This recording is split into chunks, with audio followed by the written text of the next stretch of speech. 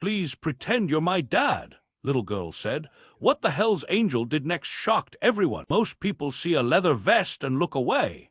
They see danger, trouble, something to fear. But one cold night in a small-town diner off Route 81, a 7-year-old girl saw something else. She saw safety. And when she whispered 6 trembling words, everything changed. The rain was steady, not dramatic, just constant. It tapped against the wide diner windows like tired fingers. The neon sign outside flickered red and blue, reflecting off puddles in the empty parking lot. Inside, the air smelled like burnt coffee and fried onion. The clock above the counter read 10:47 p.m. Ethan, grim, Callahan sat alone in the back booth, his shoulders filling the space. 6'3", broad, heavy boots resting flat on the checkered floor. His leather vest creaked when he shifted. On the back, in bold stitching, were the words, Hell's Angels, Nomad ***. Most people didn't sit near him. A young couple had chosen the far corner. A truck driver kept stealing glances from the counter. Even the waitress, Diane, placed his coffee down without small talk. Ethan didn't mind. Silence was easier. He had been riding for 8 hours straight. He was heading north for a memorial service. One of his brothers had gone down on a stretch of highway outside Tulsa. Wet road, fast truck, instant. Ethan stared into his black coffee. He didn't drink it for taste. He drank it to stay awake. The bell above the diner door jingled. It was a soft, harmless sound, but the girl who stepped in did not look harmless. She looked terrified. She couldn't have been more than 7. Thin, pale, wearing a yellow hoodie 2 sizes too big. The sleeves swallowed her hands. Her sneakers were muddy, laces dragging. She stood just inside the door. No one followed her. 10 seconds passed. 20. Ethan watched from under the brim of his cap. He expected a parent to rush in, apologizing. No one did. The girl's eyes moved quickly around the room, searching, measuring, like a small animal trying to find a hiding place. Then her gaze landed on Ethan. Most children shrank from him. She didn't. She swallowed hard and began walking toward his booth. Slow, careful steps. Ethan straightened slightly. She stopped beside him, her small chest rising and falling too fast. Outside, headlights turned into the parking lot. The girl leaned closer, her voice shaking so badly the words almost broke apart. Please pretend you're my dad. And Ethan felt something inside his chest drop. Ethan didn't answer right away. He looked past her shoulder. A dark blue sedan had pulled into the parking lot. Its headlights cut through the rain and settled directly on the diner windows. The engine stayed running. The girl's fingers clutched the edge of the table so tightly her knuckles turned white. Please, she whispered again. He thinks I'm alone. Ethan's jaw tightened. He had seen fear before, real fear, the kind that doesn't come from nightmares or childish imagination, the kind that lives in the bones. The diner door opened. A man stepped inside, shaking rain from a folded umbrella. He wore a gray coat, pressed slacks, and polished shoes. Mid-40s, clean haircut, thin glasses. He looked normal. That was the first thing that bothered Ethan. The man's eyes scanned the room calmly, not confused, not worried, calculating. The girl slid into Ethan's booth without waiting for permission. She pressed against his side, burying her face into the leather of his vest. I'm sorry, Daddy, she said loudly, her voice trembling. I didn't mean to run off. The word hit Ethan harder than expected. Daddy! He wrapped a large arm around her shoulders. It's all right, pumpkin, he said, his voice steady and deep. I told you to stay close. The man in the gray coat stopped walking. His gaze locked on them. He approached slowly. Excuse me, the man said politely. I believe there's been a misunderstanding. The girl's body went rigid. She has a habit of wandering, the man continued smoothly. Emily, come here. The girl shook her head against Ethan's chest. Hard. Ethan didn't look at the man yet. Don't know any Emily, he said calmly. The man forced a small smile. Sir, that's my daughter. Now Ethan looked up.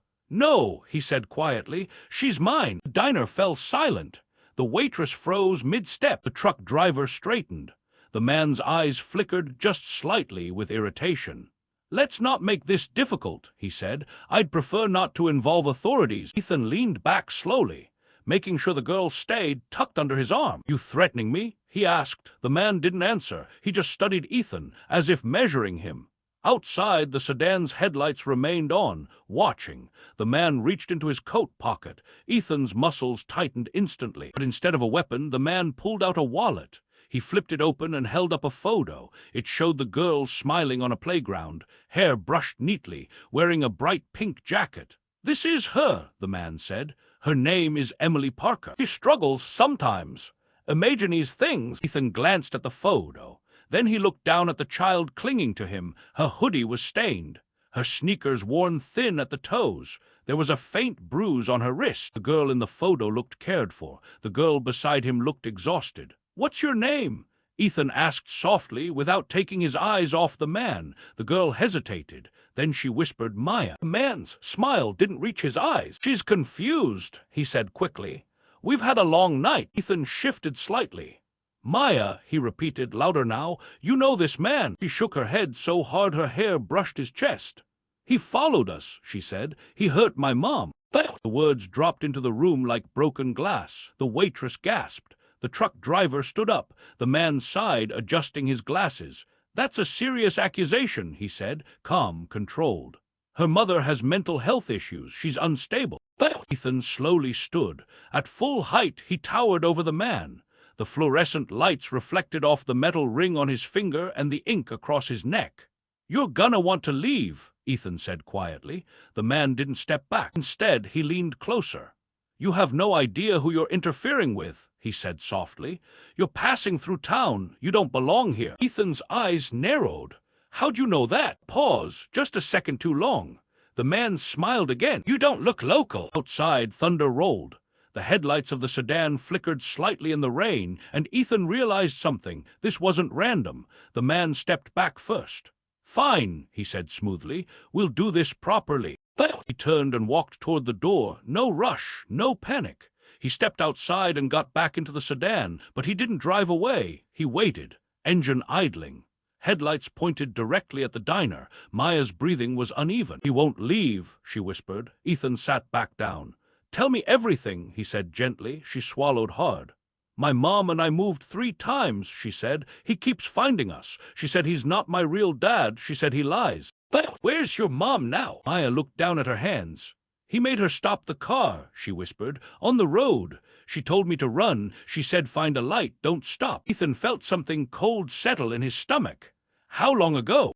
"I don't know." The waitress hurried over with a glass of water and a slice of pie. "Sweetheart, you're safe here," she said. Maya didn't look convinced. Ethan glanced at his phone. No signal. Storm must have knocked the towers out. The truck driver stepped closer. "You want me to call the sheriff?" he asked. Ethan looked back at the sedan. The man inside was on his phone, watching them. "Yeah," Ethan said. "Call." The trucker moved toward the counter phone. Maya grabbed Ethan's vest. "He has friends," she whispered. "Mom said they work everywhere." Ethan looked down at her. He had buried friends. He had lost people. He had spent years believing he didn't belong to anyone but the road. But this little girl had chosen him, out of everyone in the room. "Listen to me," he said softly. "You don't run anymore, not tonight." Outside, the sedan's engine suddenly revved, and the headlights shut off. The parking lot went dark. For a second, no one moved. The rain kept falling. Ethan stood quickly, guiding Maya behind him. The diner door burst open, but it wasn't the man in the gray coat. It was another man, bigger, thicker, wearing a baseball cap pulled low. He scanned the room fast. His eyes landed on Maya. "There she is," he muttered. Ethan stepped forward. "Can I help you?" The man stopped. He sized Ethan up. And unlike the first man, this one did flinch. "We're just trying to get our kid," he said, less smooth than the other. "Kid says different," Ethan replied. The man looked toward the parking lot. The sedan door opened again. The first man stepped out slowly. Now there were 2 of them. The tension shifted. The truck driver returned from the counter. "Sheriff's office line is busy," he said quietly. Of course it was. Maya's small fingers tightened in Ethan's vest. "Please don't let them take me," she whispered. Ethan felt something inside him snap into place. He wasn't just passing through anymore. The second man stepped closer. "Let's not make a scene," he said. Too late for that. Ethan rolled his shoulders once. "Slow, deliberate. You're in the wrong diner," he said quietly. And outside, in the distance, faint but growing louder, the low rumble of multiple motorcycles approached through the rain. The sound grew louder. Not one bike, several deep engines cutting through the storm like thunder with intention. The 2 men outside froze. The man in the gray coat glanced over his shoulder toward the road. Headlights appeared through the rain, single beams at first, then more behind them. Inside the diner, the air shifted. Maya looked up at Ethan. "Are those yours?" she asked. Ethan didn't smile. "Yeah," he said quietly. The motorcycles pulled into the parking lot one by one, chrome glistening under rain, engines rumbling low and steady. 6 riders, all wearing cuts, all stepping off slowly. The front rider removed his helmet first. Marcus Stone Alvarez, thick beard, calm eyes, Ethan's oldest friend. Stone took one look at the sedan, then at Ethan through the window. He didn't need an explanation. The man in the baseball cap stepped backward instinctively. The gray coat man stayed still, too still. The diner door opened again, this time pushed wide by Stone. The other riders followed but remained near the entrance. Stone's eyes landed on Maya, then on Ethan. "You good?" he asked. Ethan nodded once. "Not yet." Stone turned toward the 2 men. "Problem?" Gray coat adjusted his sleeves, trying to remain composed. "This is a family misunderstanding," he said. "No need to escalate." Stone glanced at Maya. Her tear-streaked face said everything. "Looks escalated already," Stone replied. The man in the cap shifted his weight nervously. "We're leaving," he muttered. Gray coat shot him a look. Too late. The lie cracked. Ethan stepped forward again. "Where's her mother?" No answer. Stone crossed his arms. "You might want to start talking," he said calmly. Outside, thunder rolled again. And for the first time, Gray coat's perfect calm began to fade. Gray coat inhaled slowly. "You people have no idea what you're stepping into," he said quietly. Stone didn't react. Ethan's voice dropped lower. "Last chance, where is her mom?" Silence. Maya trembled behind Ethan. Gray coat finally spoke. "She's fine." Wrong answer. Ethan moved faster than most people expected someone his size to move. He grabbed Gray coat by the collar and shoved him against the wall. Dishes rattled. The man in the cap tried to step forward, but Stone blocked him effortlessly. "Nope," Stone said. Gray coat struggled, but Ethan's grip tightened.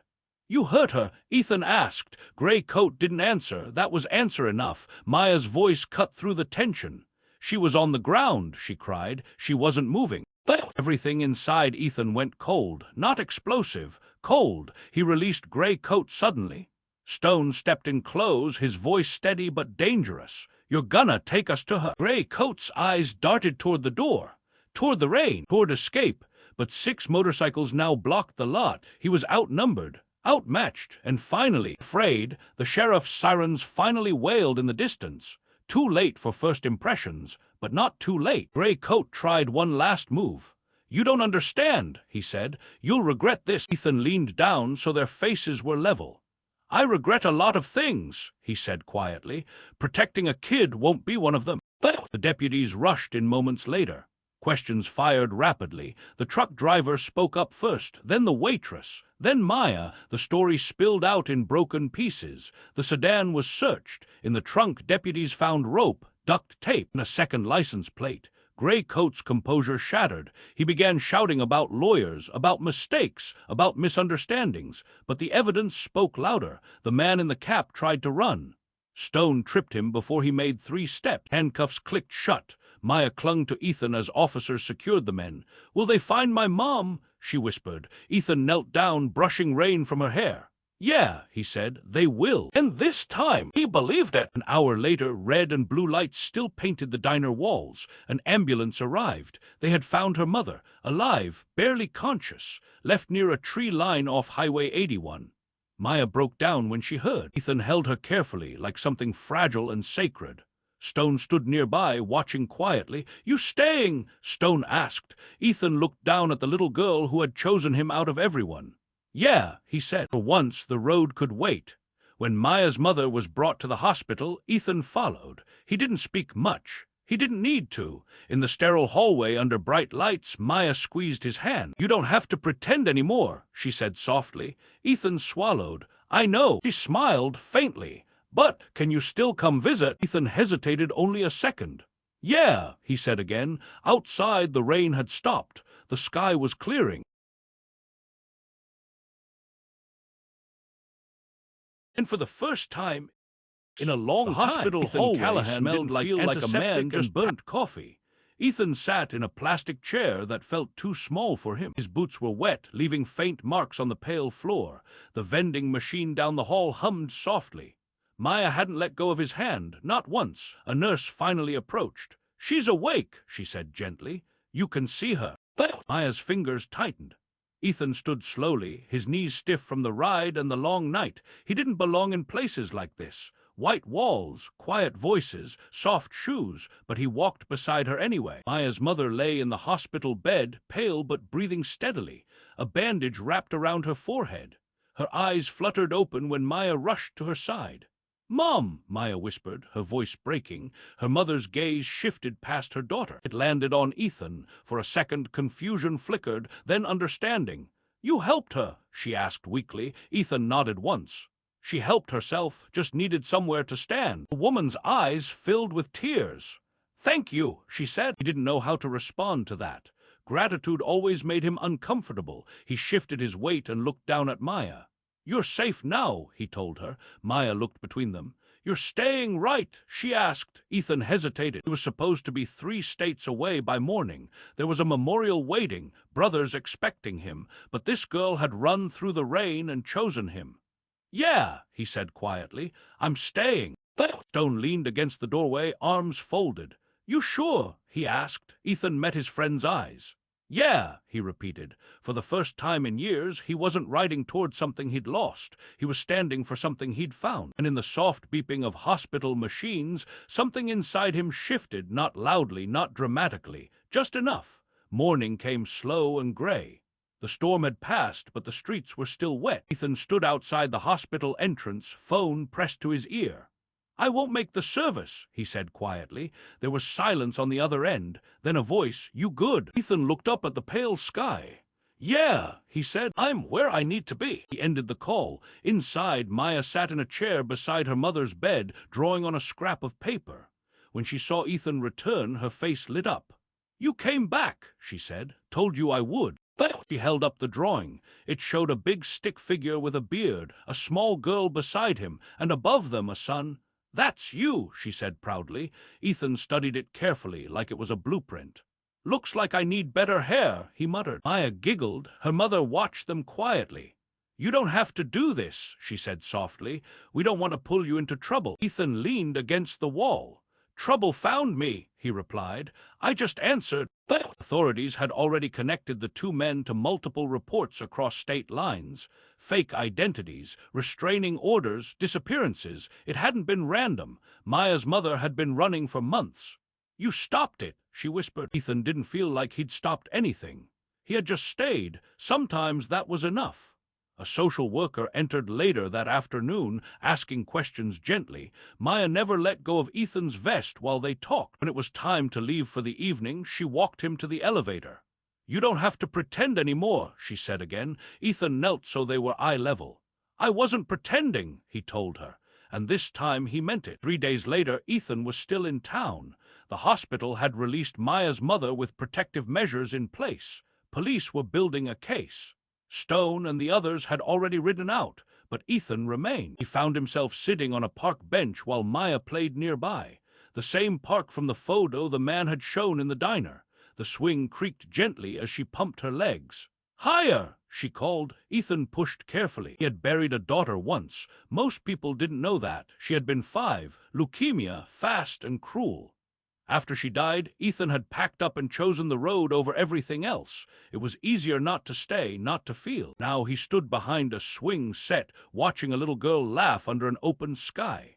And he realized something painful and beautiful at the same time. He hadn't stopped being a father. He had just stopped letting himself feel it. Maya slowed and dragged her feet in the sand.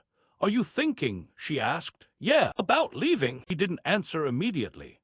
"I don't know," he said honestly. She nodded like she understood more than she should. "If you go," she said softly, "I'll still remember you." Ethan swallowed hard. He looked at the trees swaying gently in the breeze.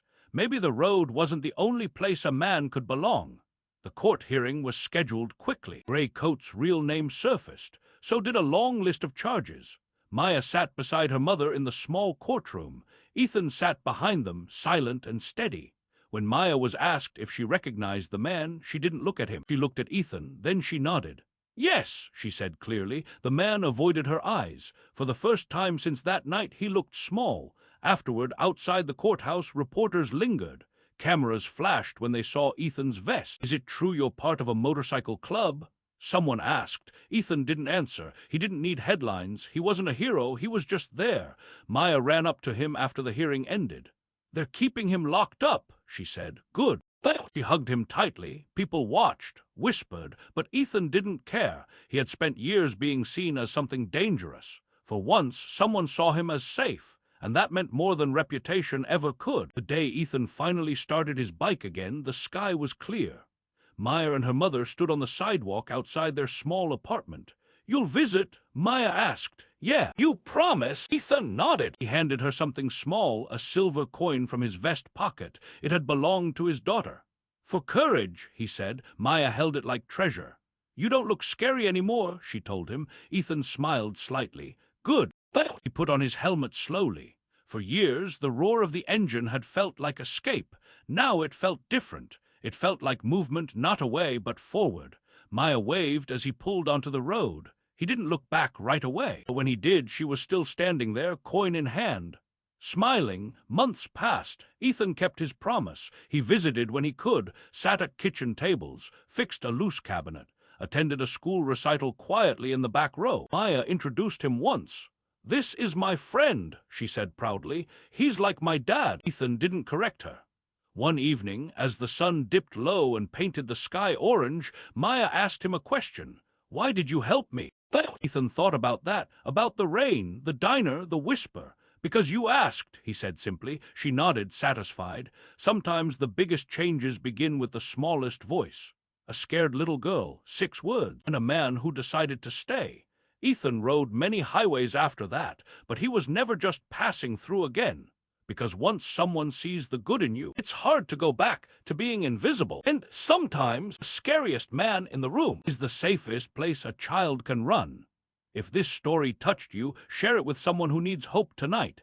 Sometimes heroes don't wear suits, they wear scars. Don't forget to like, subscribe, and press the bell icon so you never miss a story that reminds you you're not alone.